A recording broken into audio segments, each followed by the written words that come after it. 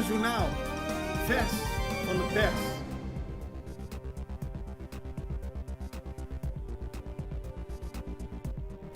Welkom bij Extra Journaal. Fijn dat u weer kijkt. We hebben het belangrijkste nieuws voor u op een rij gezet. En na de reclame gaan we wat dieper in over die enquête die is uitgevoerd naar de populariteit van onze politici. Altijd interessant.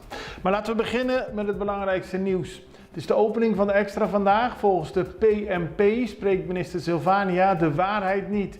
Waar gaat het om? Het gaat om het feit dat de minister van Financiën heeft aangegeven dat de begroting dit jaar niet op tijd wordt ingediend. Namelijk niet de tweede dinsdag in september. En dat in de ministerraad zou zijn besproken. Nou, volgens de PNP, volgens leider Roudmilda l'Harmonie-Cecilia, is dat helemaal niet in de ministerraad besproken. En moet Silvania daarom dat ook niet zeggen. Tegelijkertijd stelt de PNP dat er 3 adviezen zijn aangevraagd over de latere inlevering van de begroting. En volgens l'Harmonie-Cecilia moet minister Silvania die openbaar maken. Ze eist transparantie van een minister die gewend is heel veel te delen met de bevolking, aldus de PNP-leider. Verder met de PNP, die zijn heel blij met de uitslag van de politieke enquête, zo moet ik het zeggen. Er zijn door het UDC Kenniscentrum mensen geïnterviewd, een enquête gehouden over de populariteit van onze politici. Daar komt minister Silvania als hoogste uit, maar volgens de PNP doen ook haar ministers het helemaal niet slecht. Hoog nummer 2 staat l'Harmonie-Cecilia en ook de werkzaamheden van minister Sijntje van de PNP worden zeer gewaardeerd door de bevolking, zo stelt de partij. En ze zijn heel blij dat Osepa, Sheldry Osepa, de parlementariër voor de PNP, als meest betrouwbare parlementariër naar voren komt. Het grootste aantal mensen heeft vertrouwen in hem, meer dan alle andere parlementariërs en sommige ministers. 2000 kilo marihuana in beslag. Het was eerder deze week op maandag al raak met een go-fast en 6 opvarenden die konden worden gearresteerd en de drugs in beslag genomen door Zijne Majesteit Groningen in samenwerking met de kustwacht. Dat ging om 550 kilo cocaïne. Gisteren is 2000 kilo marihuana in beslag genomen van een co-fast. Het was nog een hele operatie om de drugs naar de kust te krijgen. Die zullen uiteindelijk vernietigd worden. Maar het is dus binnen een week 2 grote drugsvondsten in samenwerking tussen het marineschip en de kustwacht. Nieuwe generatie specialisten, weer minister Silvania, de minister van Financiën en Gezondheid, voerde eerder deze week een gesprek met vertegenwoordigers van de Vereniging Medisch Specialisten. Dus zoals u bekend bent, eerder wat strijd geweest tussen de medisch specialisten en de minister. Daarbij ging het over de landsverordening normering topinkomens. De rechter is daarbij aan bod gekomen. Nu is er sprake van een constructieve dialoog met volgens de minister een nieuwe generatie medisch specialisten. En hij is blij dat hij op die manier goed contact met deze groep heeft. WinAir geeft uitleg. Nou, afgelopen zondag kon er een vliegtuig van WinAir niet van Bonaire naar Curaçao komen. En dat had te maken met de weersomstandigheden. Als gevolg van de tropische storm Franklin, verderop in het Caribisch gebied, waait het meer, is er meer regen en dat zorgde niet voor de juiste omstandigheden om te vliegen. Dus WinAir kon niet vliegen, maar de passagiers op Bonaire, een groep van 20 Curaçaonaars, was heel erg boos. Omdat ze volgens eigen zeggen niets te horen kregen en ook niet gecompenseerd werden voor de kosten die ze moesten maken. Steve Sloop van WinAir zegt vandaag in de Extra dat geen enkele luchtvaartmaatschappij iets vergoedt waar ze zelf geen invloed op hebben. Het lag aan het weer, dus daar kon WinAir niks aan doen. En dat ze er alles aan hebben gedaan om te zorgen dat er wel gevlogen kan worden. Maar inderdaad, dat de mensen die daar waren langer op Bonaire moesten blijven, betreurt WinAir. Onhygiënische situatie bij bakkerij. Helaas zien we het vaker in het nieuws voorkomen. Nu weer bij een bakkerij in Terra Cora. Voor de mensen die het niet willen horen, luister even niet. Maar op het moment dat de controleurs binnenkwamen, troffen ze deeg aan die vol met insecten zat. En met dat deeg werd dus de verschillende brood en andere producten gemaakt. Ook lag er meel met insecten en guru korenworm. erg onhygiënisch, ook gevaarlijk voor de mensen die het gaan eten. Vandaar dat de zaak gesloten is tot nader order, tot het weer hygiënisch is. En alle producten zijn vernietigd. Daarbij ging het in totaal om 350 kilo aan brood, beleg en benodigdheden. Dan een vechtpartij bij Plaza Nobo die uit de hand liep. Er gingen direct video's op sociale media de ronde. 2 mannen renden achter elkaar aan. Uiteindelijk pakte er één een stalen pijp. Daar sloeg hij die ander mee. De politie had niet meteen door wie nou de aanstichter was en wie niet. Beiden zijn gearresteerd, naar het politiebureau gebracht en moesten daar een verklaring afleggen. Daarna werden ze weer vrijgelaten. Maar het gaat om een langlopende ruzie waarbij de slachtoffer zegt dat de dader, die hij niet kent, hem altijd achterna zit en geweld tegen hem pleegt. Een van de 2 is trouwens niet zo lang geleden veroordeeld wegens zware mishandeling die uiteindelijk de dood tot gevolg had. Dus het gaat ook nog om iemand die vaker bij dergelijke zaken betrokken is, helaas. Dit was het belangrijkste nieuws. Even het korte 7 belangrijkste berichten. Nu reclame en dan gaan we dadelijk verder praten met Cyril van der Vecht. Família Coopera, Saco Censo 23 tapahan un vista total, correcto y anónimo de tour habitante y vivienda. Después que un encuestador visita bo familia y vos llena gente e encuesta junto, te pega un sticker na un caminho visto parte para fora de bocas como prueba que bo hogar ta conta. Família Coopera ahaya ng sticker y nang ta contento paso nang cumpli. Y tate aqui 10 años trobe lo bin el siguiente censo. PCI e família que a Coopera. Abo también.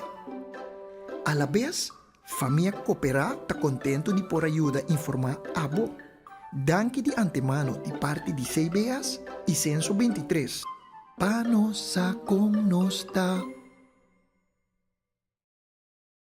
Het kan u niet zijn ontgaan, het UDC Kenniscentrum, het kenniscentrum van de University of the Dutch Caribbean, heeft een enquête uitgevoerd naar de populariteit van onze politici. Niet voor het eerst, het UDC Kenniscentrum doet vaker enquêtes naar stemgedrag en voorkeuren.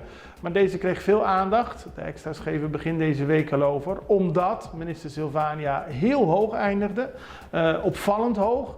En onze minister-president, minister Pik Pisas, uiteindelijk weinig vertrouwen krijgt van de bevolking.